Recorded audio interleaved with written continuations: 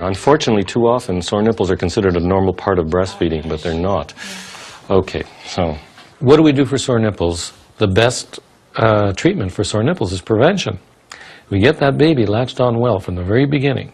If we get that baby skin to skin with the mother so the baby latches on all by himself, that baby will latch on well and the mother won't have pain. And I think that this is the one thing that we can do for mothers that is just incredible, because it can be painful. In fact, a lot of mothers say it's worse than labor. Well, it shouldn't be that way. And I think that that's another thing that a lot of health professionals need to learn. Too many are telling mothers, oh, it's normal for nipples to hurt for the first 3 or 4 weeks. Well, it may be common, but it isn't normal, and it can be fixed. And we shouldn't allow mothers to suffer for such long periods of time. What should the baby look like? The baby goes to the breast, hits the breast with his chin, the chin touches the breast, but not the nose. He's covering more of the areola with his lower lip than his upper lip, and he's slightly tilted up towards the mother. And we teach that with this cross-cradle type of hold. And what's the treatment for sore nipples? A good latch. Supplementing may be necessary from time to time. There are truly women who haven't produced enough milk or won't produce enough milk, partly because the baby got off to a very poor start, partly because, in fact, some women just cannot produce enough milk. Most of the time, supplementation, when it's given, is not necessary, but there are those occasional circumstances. All we do is sacrifice the top of a bottle nipple, because who needs that? And this is just very easy. Slip it in. There you go. The other end has 2 or 3 holes in it, depending on what brand it is, what make it is. Very often there's a marking on it.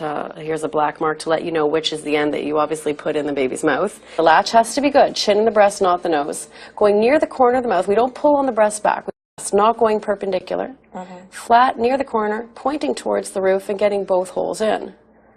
Now, he's got to suck for it to work, and if it shoots up the tube as fast as it did, then it's in the right spot. And how do I really know? There's a mouthful. Suck, mouthful. Different ways to supplement are legion, but there are better ways and worse ways. We tend to use what I call a lactation aid, which is a tube that runs from the supplement along the mother's breast so that the baby is breastfeeding, but at the same time is getting this extra supplement. This is a very important way of supplementing. It's superior to other methods because the baby is still breastfeeding. So what I often say is that babies learn how to breastfeed by breastfeeding, and mothers learn to breastfeed by breastfeeding. And if the baby is being supplemented at the breast, then the baby continues to get the mother's milk even though he's being supplemented. Babies won't reject the breast if they're being supplemented in this way because, as far as they're concerned, they're getting milk from the breast.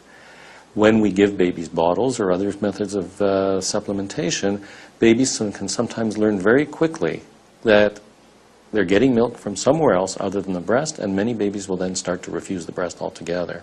Even if the mother's not able to produce all the milk the baby needs, there's still much more to breastfeeding than just the milk, so that the mother can continue to breastfeed if it's at all possible. And this is why we teach the mothers how to use it properly. What we tell the mothers is first, here's how to get the best latch possible. The better the latch, then the less the mother will need to supplement the baby. The better the latch, the easier it is to use the supplementer, and the better the latch, the sooner the baby will get off it. Then we teach the mother how to know the baby is getting milk.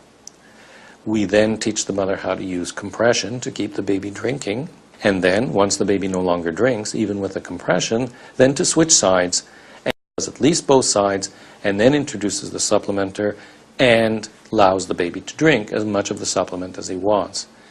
As the baby gets more milk from the mother, then the mother will be introducing the lactation aid later and later in the feeding, so that if things go the way we would like them to go, eventually the baby will stop taking the supplement.